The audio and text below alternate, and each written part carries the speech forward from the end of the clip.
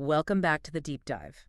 So today we're getting into something I think everyone, especially every student, knows really well. Oh, yeah. You've got that pile of homework or, your room is a total mess. You know you should start, but you pick up your phone instead. It happens to all of us. We're looking at a book today called A Book to End Your Procrastination by Nobutaka Ohira.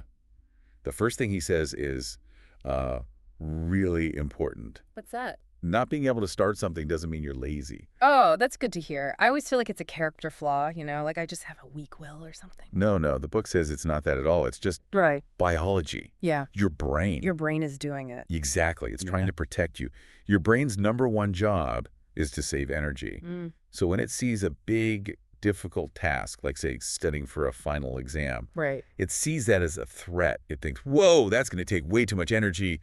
Let's stay safe. Let's do nothing. So it just hits the brakes. And this is usually where we just sit and wait for motivation to show up. We think, okay, I'll start when I feel like it. And that, the book says, is completely backward. Backward how? It's probably the biggest idea in the whole book. Yeah. We think motivation is what starts the engine, but the science shows that motivation is like the exhaust that comes out after the engine is already running. Okay, so you have to start first. It's all about this action switch in your brain, what was it, nucleus accumbens? That's the one, the nucleus accumbens. It's the part of your brain that releases dopamine. And dopamine is the chemical that makes you feel good, feel excited to keep going. Yes. But here's the catch. The action switch, the nucleus accumbens, it doesn't turn on by itself. It needs a push. It needs a push. It only wakes up after you've already started moving. So if you're waiting on the couch for that feeling to hit you, you're going to be waiting a very long time. But that feels like a circle, doesn't it? I need energy to start working, but I only get the energy after I start working. So how do you even begin? And that is where the author's first technique comes in. The 10-second action.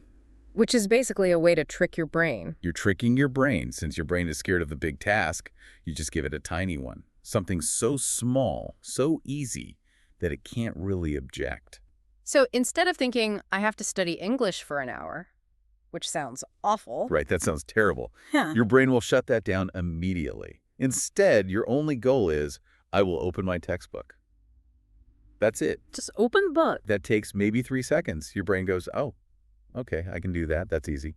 And then because you've moved, you've acted, that little action switch turns on, a little bit of dopamine gets released, and suddenly reading that first sentence doesn't feel so impossible. Exactly. You're just making the first step so low that you can't help but trip over it and get started. Okay, I like that. So what about the second technique, anchoring? This seems to be about where you work. Yeah, this is about creating connections in your brain.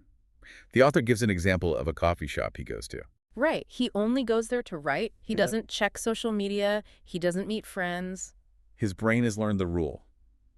This place equals work time. It makes it so much easier to focus. But you don't need a coffee shop. You could just use a certain chair at the kitchen table. Perfect. That chair is the homework chair. If you sit there, you do homework. If you want to look at your phone, you have to physically get up and walk away. That creates a clear line. It does. And you can do it with actions, too. They call it habit stacking. Like the book says, try this. Right after I brush my teeth, I will do one squat. Just one? Just one. Because it's a 10-second action. If you said, I'll do 50 squats, you'd never start. But one is easy. It connects the new habit to an old one.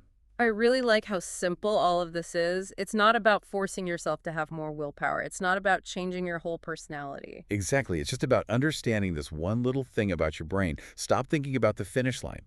Stop waiting to feel ready. Just find the smallest possible first step. The tiniest one. So for everyone listening, don't worry about that whole essay you have to write. Just ask yourself, what can I do in the next 10 seconds?